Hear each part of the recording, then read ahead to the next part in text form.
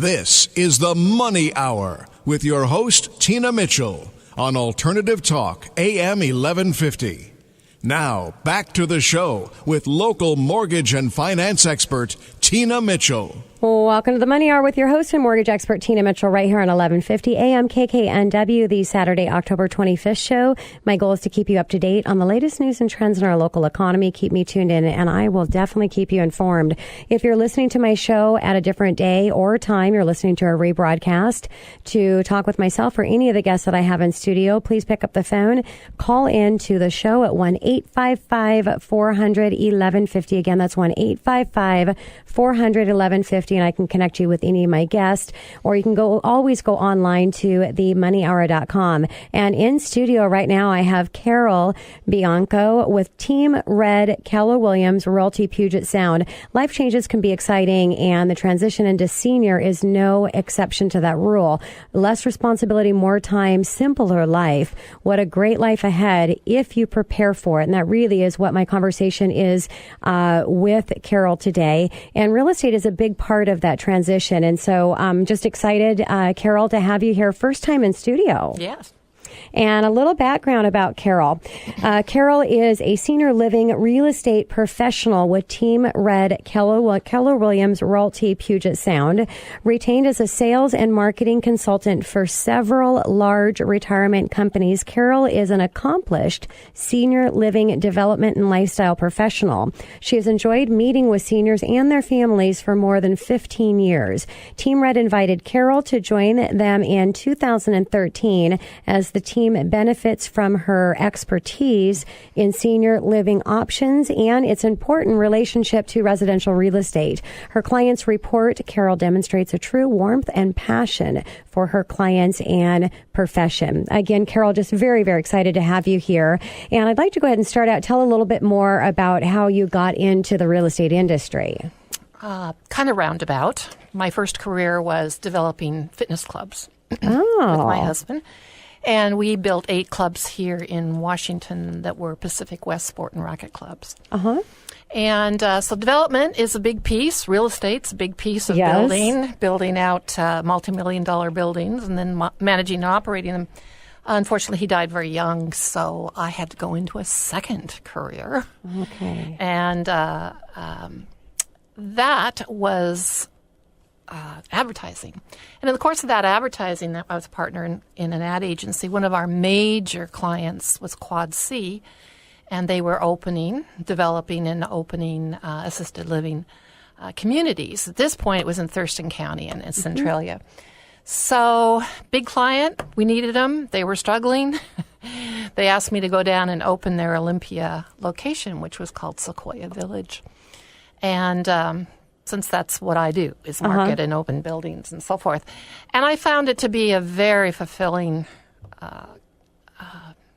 next career, as you could put it, working with seniors. And what I thought would be maybe boomers, and turned out to be, no, mom and dad are 80. Yeah. The senior coming in is 90 plus, perhaps, 85 minimum anyway. So it was a big, big learning curve. It was right up my alley, which was, helping people with health, lifestyle, and staying active and engaged. So from there, I went up into consulting. I was consulting for them, but I went into consulting for several, as you said, real estate or retirement communities that were expanding and acquiring.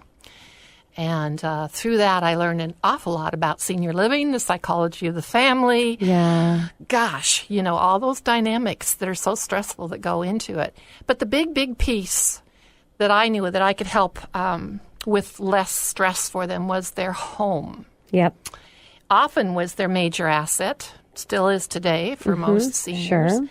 So they needed to get that house in shape fast, and they needed to get full value out of that in order to afford their next move. Yes. Be that downsizing to a condo or downsizing to a manufactured home or going directly into a retirement community, which I think was mentioned earlier. There's many choices there as well.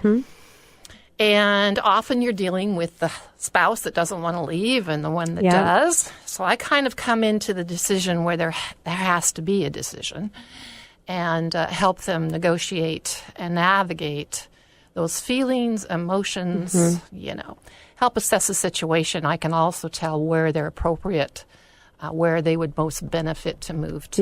Makes total sense. Yeah. So, Carol, I know in the real estate industry, there's a senior real estate specialist certification. Can you tell my listeners what that entails? It is a good certification. It's 30 hours of continuous education. And I actually think every agent should take that, since what person doesn't have a grandma?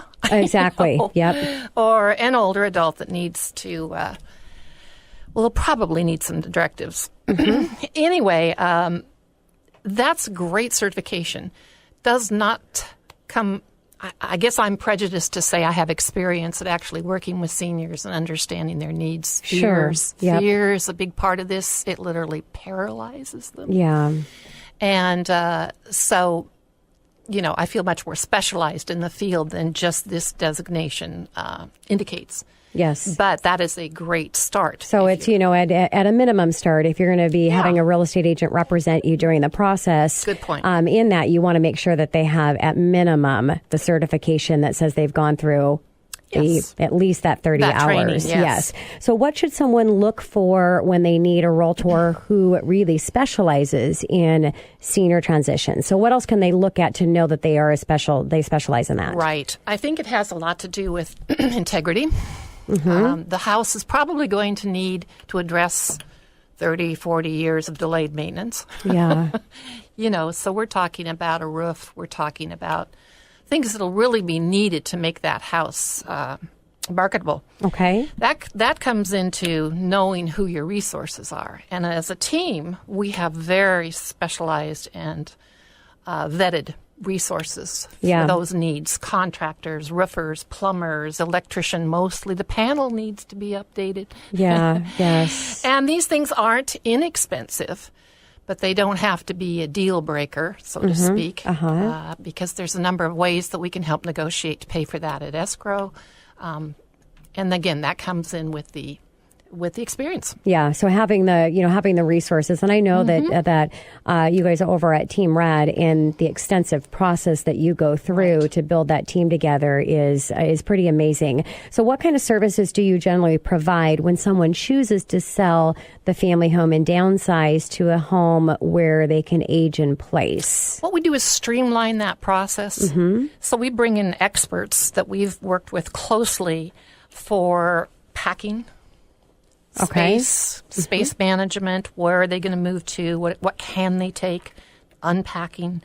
So it's a transition to a lifestyle. Do you really need to take that to your next lifestyle? Do you need the 12 pieces china set? Probably not.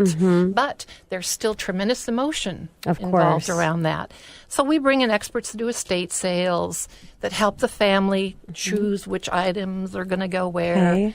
So, and then that leaves us available to get that house in shape and get it marketed and get it sold. Yeah, what we told my grandma years ago when she was going through this was, let's help you put together a photo album of all these special things that you have in your house, and to go back to that memory. It's not the same, but it's sure a lot easier than just dismissing and getting rid of those items. Same with Christmas cards. Yeah. Same with birthday cards. Some of these carry so much meaning. Yes. Or a collection of frog princes. Yeah.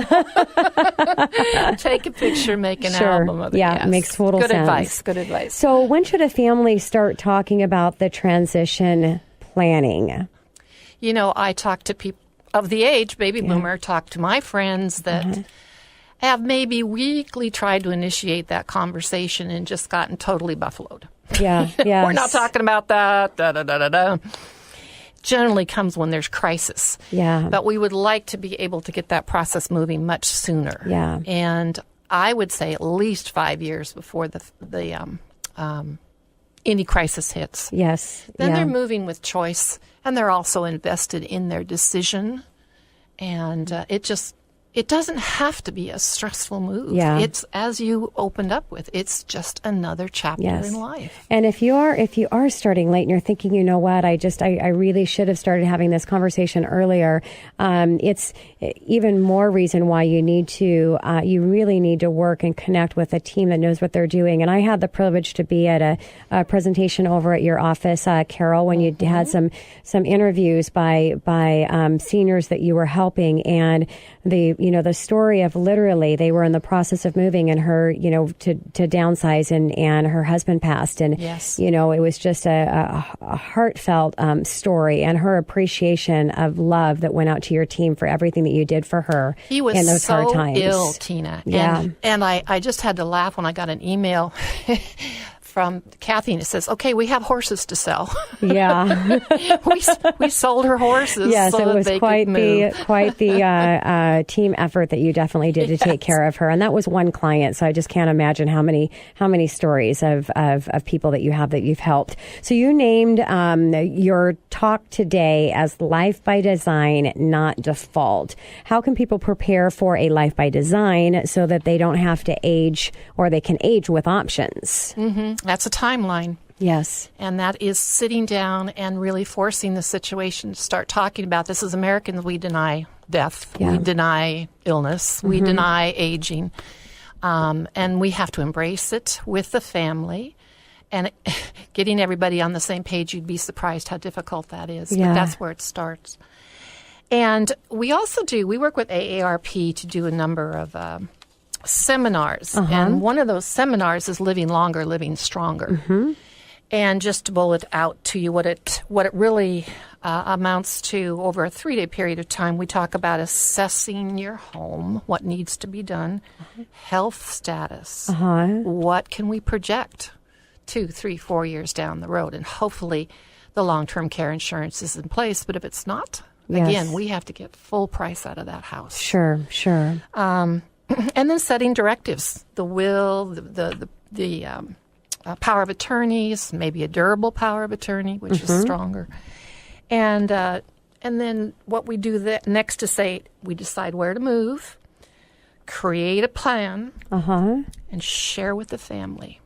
That last piece sometimes isn't done. Yeah, yes. And again, my brother, when I went through this with my mother, which spurs us all into action, there's nothing wrong with Mom. Yeah. She's happy where she is, which is the home. And I was so fortunate where my mom just came to me one day and said, "Honey, I got to go. I want to go to a retirement community." Yeah. Oh, my God. What a gift she gave me. Yeah. And, it was hard for her, 40 years in the house.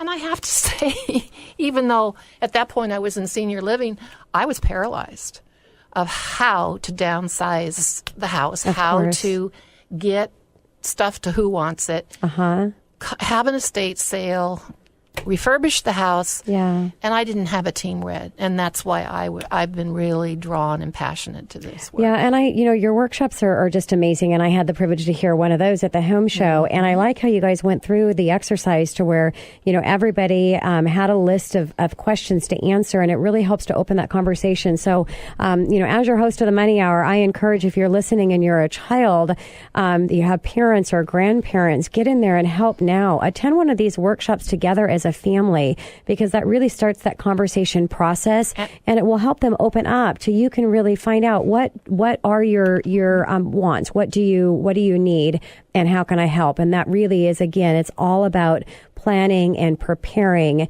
to make this process a good journey. And often neighbors are involved, an extended family, and neighbors will call and say to the to my brother or I don't think Jesse's seeing too good anymore. Yeah. And they don't hear well, they don't see well, and they become very frightened. Yeah. If they are alone in their house. Yeah. A sad place to be dealing with it on your own. So, Carol, I've got to wrap up the time here with you, but when is your next workshop? We do not have one scheduled at this point. Okay. We How do they get information on that? Actually, they can email or hit my website or call. Okay, perfect. And you can always call the show, 1-855-400-1150. Again, that's 1-855-400-1150, or online at themoneyhour.com. And if you listen to any of the segments, any of my guests in studio, you can listen to the podcast online, stop and rewind to the pieces that are really beneficial to you. And Carol, I just thank you so much for coming in. And I just so much appreciate everything that you guys are doing on your team and the special care that you're giving to our seniors and their families. Thank you. And that's the show. This is Tina Mitchell, your host, signing off for the day. I hope everyone's having a great weekend. If you're listening to the show on Saturday or the rebroadcast on Sunday, yes, we got to go back to work on Monday. But I appreciate you taking a little time with me. And I'll be here same time next weekend, right here on 1150 AM KKNW.